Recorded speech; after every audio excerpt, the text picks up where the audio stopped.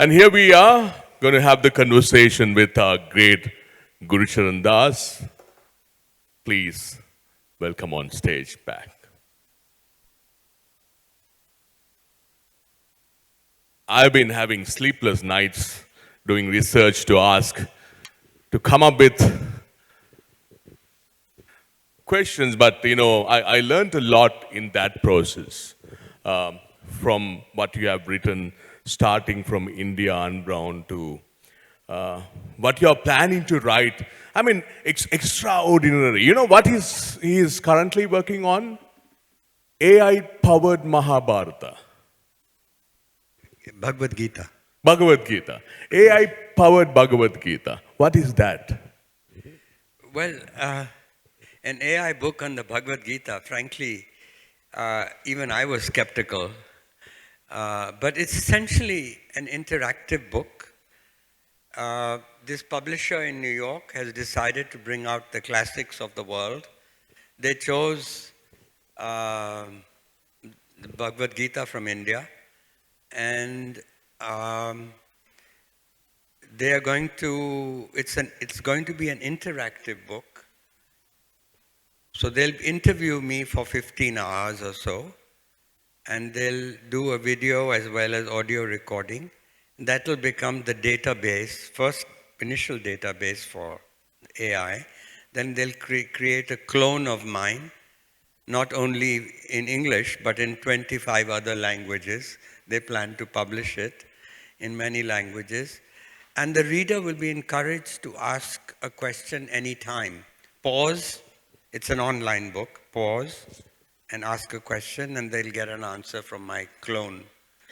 And then the clone also can go into, for example, I might say that Gandhi used to carry the Bhagavad Gita every day, but so did Himmler, the Nazi.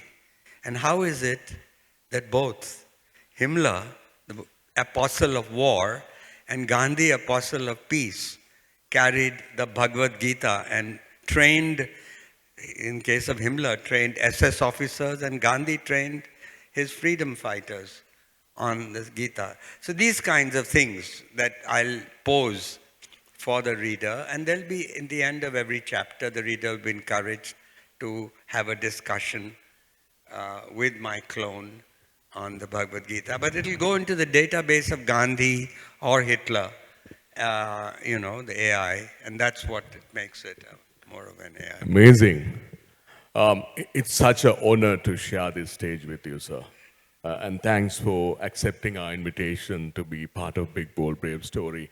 You have said that leaving your corporate career at 50 was like stepping off of a moving train, I've read somewhere. And you walked away from the peak of your corporate life when you were at 50. And you shared that story with us. Was there a single moment, the conversation of failure? Sorry? Was there a single moment or conversation of failure which made you to do that, make that decision? No, I think as far as the decision is concerned, it's what everybody goes through at some point in their lives. You ask yourself, selling more cases of Pampers and Vicks, is that what life's all about? And then you say to yourself, well, there's a bigger world outside. And in my case, because of the 1991 reforms, I had read there's a radio station called NPR, National Public Radio in America, and there was a story that the reforms in India were in trouble because the Congress party was distancing itself from the Prime Minister. They were leftists. They didn't like these reforms, and they didn't want business people coming in. They wanted everything owned by the government. These were hardcore socialists. So I got very worried, and that precipitated at this Pampers meeting the sense of absurdity of my life. But on the moving train, there's something else. There is a story which I didn't tell. Exactly. So that's the story I was looking for. Yeah, that's a story that takes place at the same time when I was talking about the story of bringing home a report card in kindergarten. 1947 was that, and this was the partition took place. I think the greatest event of the subcontinent was the partition of India and Pakistan. Now, you've all read about it, but it's a real tragedy, avoidable tragedy that took place. And the story goes, we were running for our lives because we were in Punjab and Lahore, we were in Lahore, and Lahore had been declared now as part of Pakistan. So we were really scared for our lives. So whatever clothes we had, one small bag, because we were in a truck going, and came to safety. But went to the railway station. At the railway station, we were in a train waiting to move. And there's a policeman on the platform keeping the police, tall, handsome Muslim. And from nowhere come two Sikh boys. And they come and stab him from the back, and he falls down. And the rest of the scene I'm 4.5 years old, and the rest of the scene is covered in red blood. And my mother shuts the window of the train, and she cannot explain either. We have all seen what has happened. And that event of the partition convinced me that life is really absurd, that there was no reason. You can take many lessons. You can take a lesson of the evil that religion is capable of doing. But in my case, it was just absurdity. But another event had taken place in kindergarten which explained what happened. And that was this, it's chapter 3 called the pencil box. I'm in kindergarten, and all of us, 25 kids, we all have pencil boxes. Those very cheap ones, 2 annas. They used to cost 2 pencils and an eraser in them. And the boy sitting next to me, he's poor.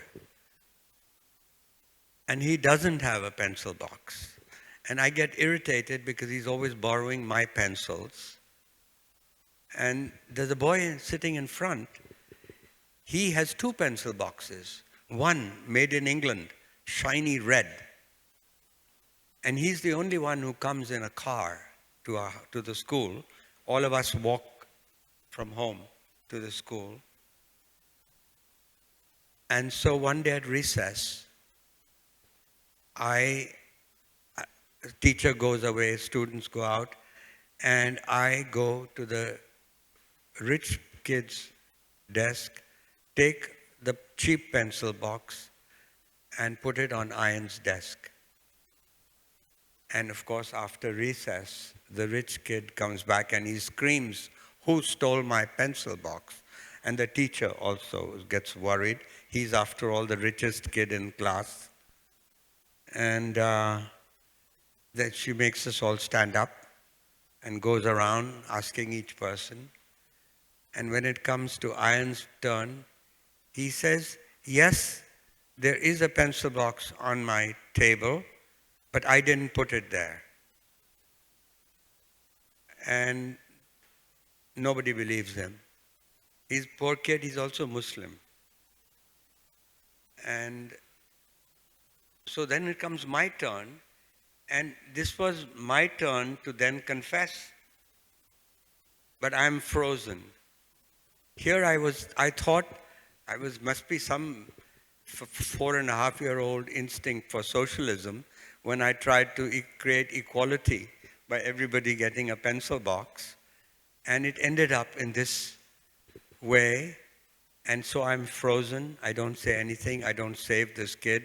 He's taken in front of the class. He's punished. And that's what does it teach me about life? That life is absurd. And that's why at Harvard I read the existentialists, Camus, Sartre, Heidegger, Kierkegaard, who all talked about what's the meaning of life? It's absurd. I can just sit and just listen to him throughout the day. What a storyteller for all of us to learn. And it's amazing to, as I said, for the past few days, with all what we were doing, I was fortunate to read about you a lot. From India Unbound to the difficulty of being good and karma, your work spans economics, ethics, and desire. The three forces that shape a human life. Which of these do you believe today the leaders are struggling with most, and why? Well, it goes back, actually, there are now four. The trilogy, it was a trilogy. And now with another moksha. sort of freedom, it's a quartet. So India Unbound is Artha, which means material well-being, in which I tried to find for myself the answer of how a poor country becomes rich. It's the story that he was telling before us, and that was India Unbound. Then difficulty of being good is about dharma, moral well-being. The karma, the riddle of desire, is about desire and pleasure. And what I'm so delighted that in India, ancient India, we gave a place, religion gave a place to pleasure, and so one, if it's, dharma is moral well-being, artha is material well-being, kama is emotional and sexual well-being. And most religions deny the whole idea of desire. And finally, what the stories I've told you are from another sort of freedom. That's moksha, my idea of moksha, not taking yourself too seriously. That is then now a quartet. So the Penguin is going to bring out as a box set next year. Looking forward to that. So in the dilemma, in the dilemma and difficulty of being good, you speak of the moral dilemmas of modern life through characters from Mahabharata. I'm personally interested because my name is also, Arjuna's another day. Is there a particular character or a story from the epic that you personally return to when you struggle with your own decisions? Well, you shouldn't ask me that question because I am a storyteller. And the Mahabharata is just non-stop, one set of stories after the other. So we'll be sitting here all night if you ask me. But to choose one story, well, what I do basically is I interrogate the Mahabharata. And instead of taking the reader to the glory that was India in the past 2,000 years ago, I bring the Mahabharata to the present. And so every chapter is named after a moral quality. So like first chapter is Duryodhan's envy. The war wouldn't have taken place if he wasn't envious of his cousins, the Kauravas and the Pandavas. And so really it's then I take this opportunity to understand envy in our lives. I mean, envy is far worse than jealousy. Jealousy is understandable because jealousy is my fear that my wife will run away with my friend. And that's understandable if I feel, jealous. But envy is my inability to tolerate the success of my cousin or my friend or anyone else. So it's a much baser virtue. And if capitalism, the sin of capitalism is greed, the sin of socialism is envy. The inability to really appreciate that people who run companies, who make money, they create jobs, they create wealth. Uh, it's so difficult for a socialist. And by the way, my son is a socialist. So I have to put up with this every day. And Mamdani these days is the talk of our house. And all I can just give you that as, I mean, they're amazing stories. And so don't get me started. I'm going to Like have I a said. personal conversation on you with that. But so I'm going to make that your story, what you shared with us, for all of us to take away.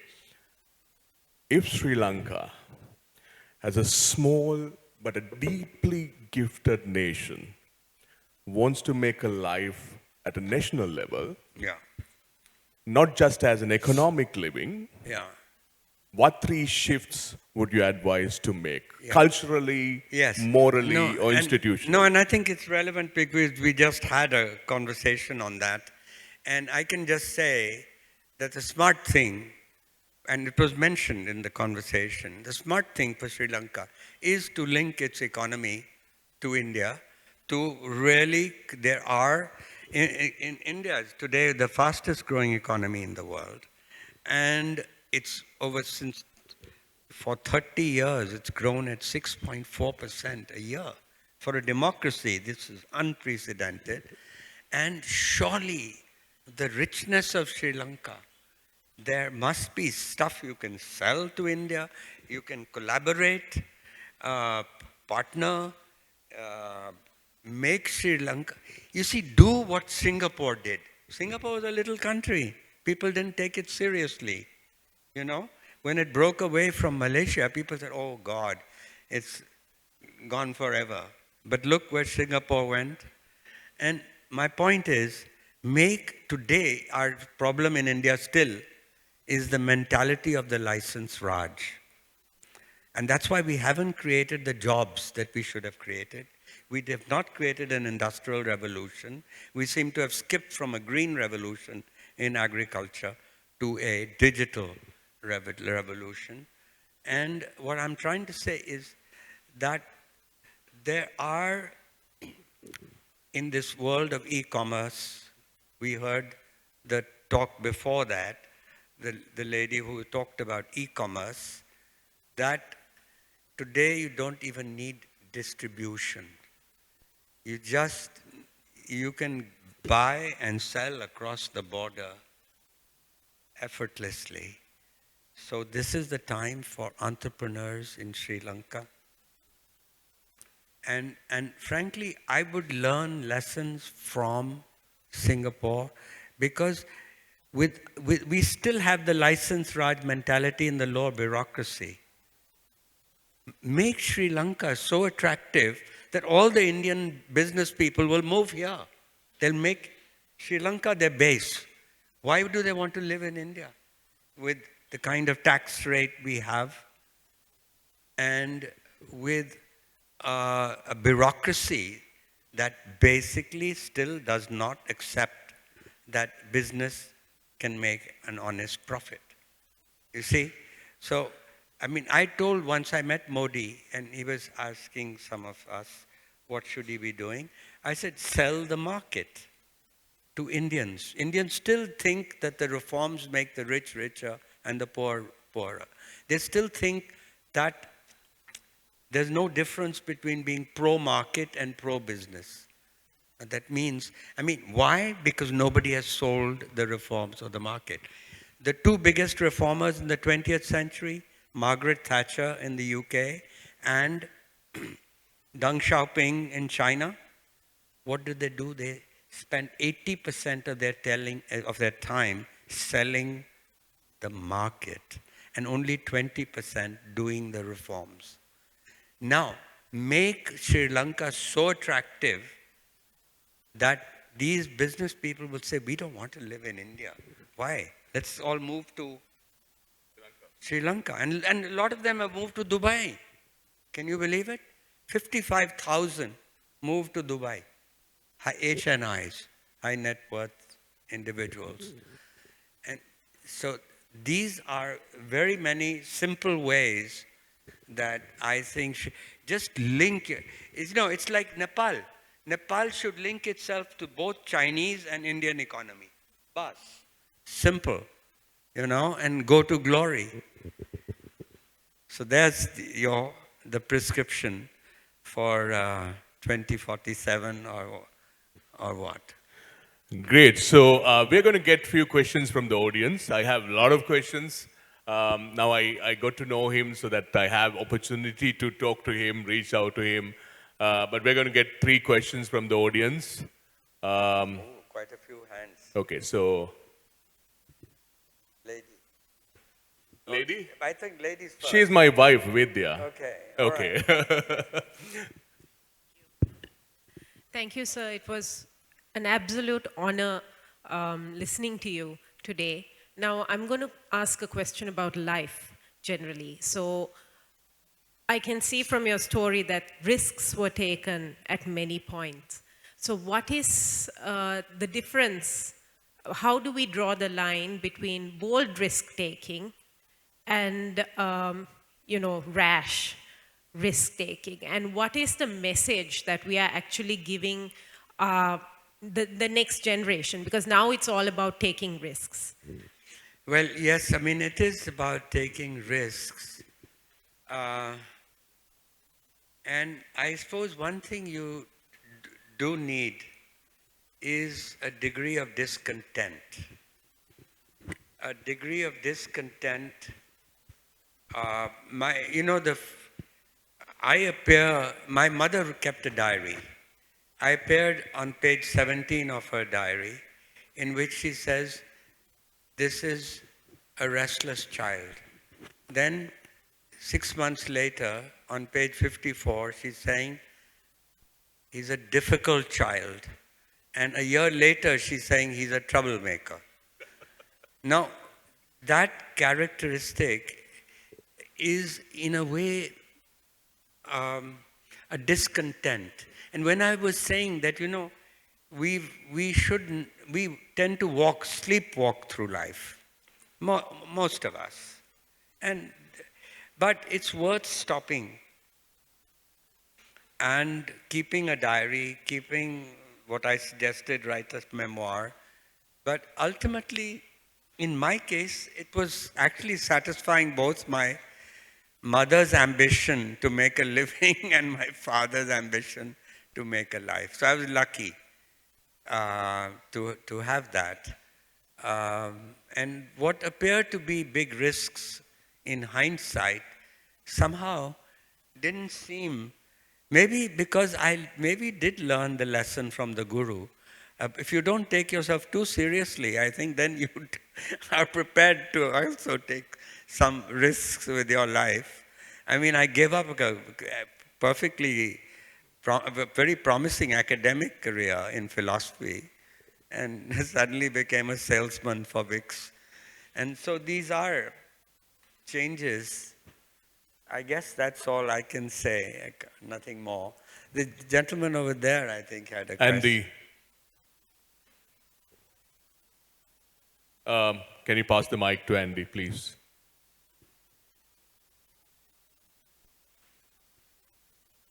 What great lessons we have for life for all of us. Thanks for sharing all those with us. Andy, over to you. Thank you, Gandhi. Sir, it's an absolute pleasure listening to you and also echo what Vidya said. What I'm going to ask you may remind you of your son. It may have a little socialist veneer to it, but I'm going to ask you. You pointed out to 2 great examples of the 20th century sell the market, basically. One is Mrs. Thatcher, the other one's Deng Xiaoping. So I studied at the Kennedy School, So I have a slightly different take on a lot of these things. So what Thatcher did back then may sound fantastic at that time period, but looking at the economic decline of UK today as a nation, would you still recommend that was the right course of action? And now you're saying that Modi should do the same for India today. Thatcher saved England. It would have died. You know the miners' strikes that were occurring every year? It was in England, in Great Britain today is nowhere near the kind of crisis that it had in the late 70s when she came to power. And what we forget is that we think of her as an economic reformer.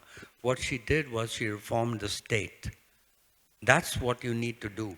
You need, what Deng Xiaoping did was the same thing. Maoism was taking China to the pits. And Deng Xiaoping saved China, not only China, but it's gone to glory after that. And it's because of their knowing how to play the market. The wealth has not been created by the state.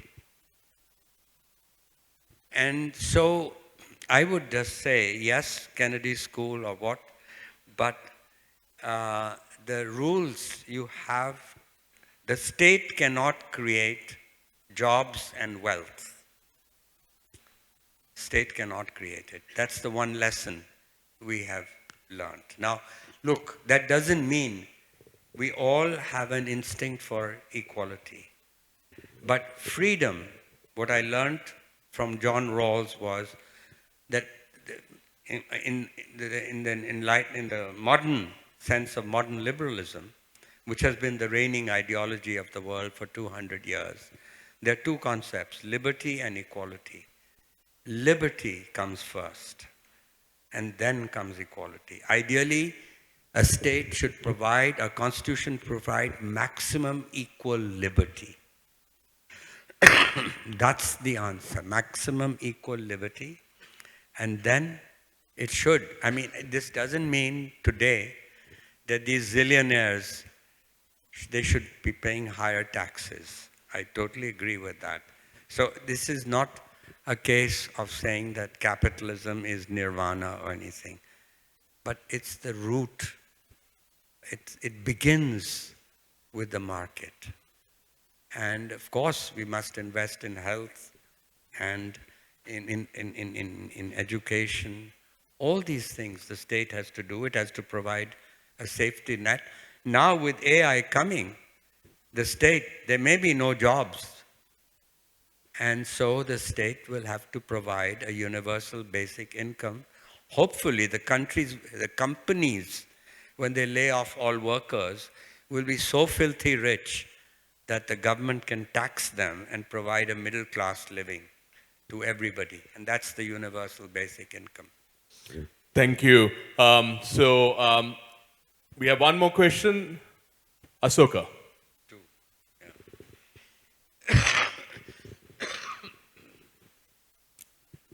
Thank you. It's been a really stimulating past hour.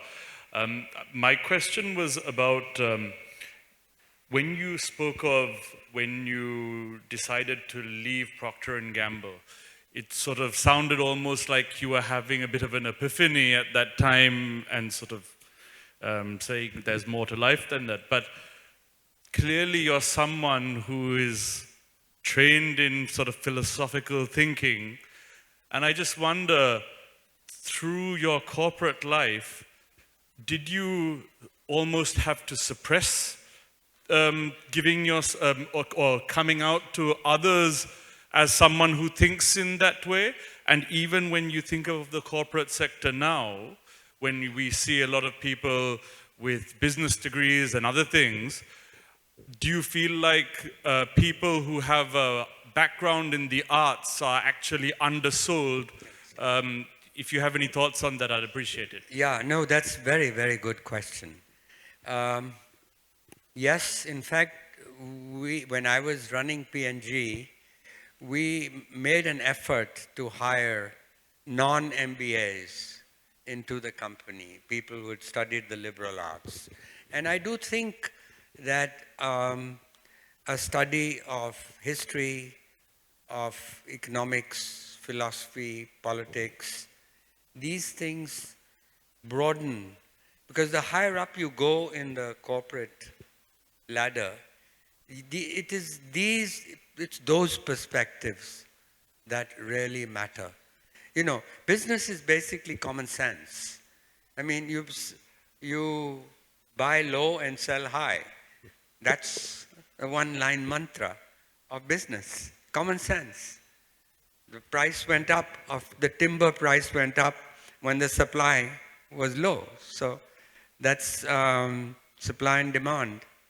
So it's common sense, and I do believe that it more than anything else, I think that education, and since we're talking about Harvard, and since you're all Harvard people, I think really it's the time to really pay tribute, because, and it's a tribute to not just to Harvard, but it's to the American undergraduate liberal education, which is perhaps the greatest gift America has given to the world.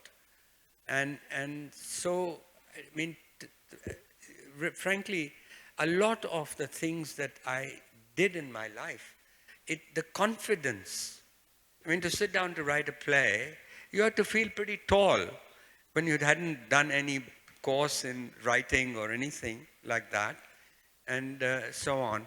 So I would just say that ultimately, look, business is common sense. So you don't, frankly, need MBA. You don't need degrees in liberal arts. Look at the mouse merchant, 17-year-old boy whose mother cleans houses, and look at him go to glory. So it's common sense. And the world, I think, would be better, just as the world would be better or the corporate life would be better if we deleted the word I from conversations in meetings, particularly when everybody's trying to look good. And in fact, what we did as an experiment, you know, when I was at this world headquarters, I found that everybody was trying to show off, especially young people, you know, making the president of the company is there, and so you want to impress. And you give these elevator speeches all the time. So I said, no I. No more I. For 1 year, we ran meetings. And I said also, learn from others. We had 58 product brand managers for Head and Shoulders shampoo, all reinventing the wheel, because they never learned to see what the others were doing. And so we called it Search and Reapply. And we said, if you're going to talk about a new idea, you should say, I got this idea from Venezuela and I applied it. I told this to the German general manager, and he says, where is Venezuela? So you see the corporate egos, etc. But I tell you, when we removed the I, of course people had their own ideas, but they couldn't say it's my idea. So they'd invent a country, Timbuktu. I got this idea from Timbuktu, you know, and so on. But it created such a lovely atmosphere of not having to go I. And people were ascribing ideas always to others as a part of the game that we were playing. I don't think this lasted for very long. By then I had left B&G, so I don't know what happened. But that's a long answer to your short question. So the last question I wanted to ask is, in a world where ambition is celebrated, how do we teach the next generation, especially in the current world, this part of the world, Sri Lanka or India, that ambition and inner peace can coexist? And inner peace. Ambition and inner peace can coexist. Yeah. See, if you could Yes. give one advice Yes. to a 25-year-old in Sri Lanka or India or Bangladesh, in this part of the world, trying to build a career, a family, and a meaningful life, what would it be? Well, you know, the most original idea in the Bhagavad Gita, now that I'm reading it, the most original idea is this idea of nishkam karma, which means you act for the sake of the action and not for your personal reward. It's often mistranslated as you don't care about the consequences. Of course you have to care about the consequences of your action. If you're sitting for an exam, you want to pass, so you have to worry about results. No, it's about being obsessed with what's in it for me. You know, am I going to get a promotion if I do this? That sort of thing. So that idea actually is it's sensible. Even for a young person, you can have ambition. You should have ambition. And that's why I have this problem with a lot of our Eastern philosophy, whether it's Hinduism or Buddhism, where they talk about sort of eradicating the ego. You can't. That's ego is what has made us survive. When we were hunter-gatherers, that's how we survived. And even now, we wouldn't wake up in the morning if we didn't have some ambition. So that's not the point. The point to the youngsters, have ambition. But ultimately, if you don't take yourself too seriously, if you know, now I'm mindful of the fact that I told you that Himmler, the Nazi, you know, the Nazis used nishkam karma in the Nuremberg trials to defend their actions. They say, we didn't do it for us. We didn't want to kill Jews. We like the Jews, but we did it for the greater glory of the nation. Now that was the defense. Of course, it didn't get them anywhere, that defense. So you have to do the right thing. But I guess for a youngster, I would say that ambition is perfectly complementary to diminishing the ego a little bit. The diminishment of the ego is when ego gets into trouble, vanity, too much self-importance, envy, greed, selfishness. It's not, you care for yourself. As I said, you wouldn't wake up. I mean, if it's raining, you carry an umbrella. Nothing selfish about that. But the ego, which is our best friend, is also our real enemy. And that's the secret of that peace, that inner peace, equanimity, as the Stoics would say, inner peace that we all seek, particularly as we grow up. Thank you very much, sir. It's such an honor. It's a blessing for all of us to have you here. And thanks for being part of this story and accepting our invitation, sharing your wisdom, experience, everything with us. Thank you. I'm going to invite Soumya to come on stage.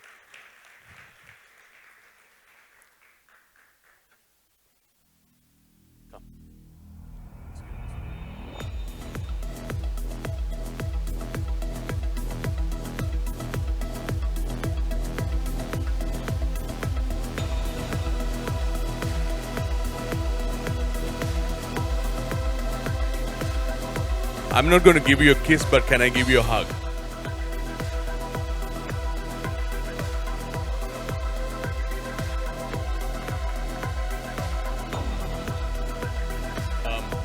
And I'm going to invite our other keynote speaker, Dr. Sanjayan, on stage, please. A big round of applause, ladies and gentlemen. Mr. Gurcharan Das and Dr. Sanjayan, what a knowledge and experiences they shared with all of us. Thank you so much. Thank you so much. Now I'm going to invite my friend, my dear friend, who is part of the Big Bold Brave story, Saju on stage to deliver the thanking note, and I'll be joining him after that.